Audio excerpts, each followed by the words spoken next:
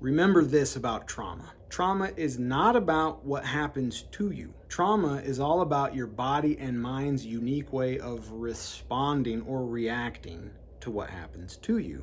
In the most severe cases, your brain will actually spill a whole lot of morphine, its own naturally derived morphine, in order to cope and survive. This is why some who have experienced such trauma, they seek out relationships and situations that are just like the trauma they've experienced. The brain simply knows that without that same trigger, it's not going to get its same dump of morphine, which in the past it saw as absolutely necessary for survival. Trauma is also about experiencing exorbitant emotional and physical pain while having nobody there to help you with it. Now, you might not think you're carrying trauma in your system. However, what science is now figuring out is that trauma changes DNA. And you don't have to go back very far in your family line to see that everybody was severely traumatized by life.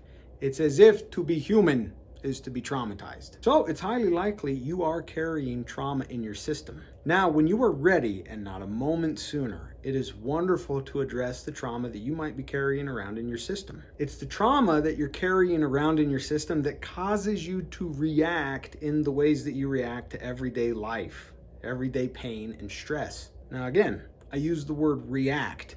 If you're reacting, you're not necessarily consciously choosing what you're doing. This is important for two reasons. Realizing that your reactions are essentially unconscious is a major call for mercy and forgiveness. And two, realizing this helps you understand just how trapped you may be and under the power of these unconditioned reactions. Breaking free and healing from your trauma will allow you to live a life of your own conscious design. Now, creating your life by conscious design, well, that brings with it a whole set of new circumstances that are challenging and require responsibility, which is why you don't really want to jump into your trauma work until you're confident and ready to do so.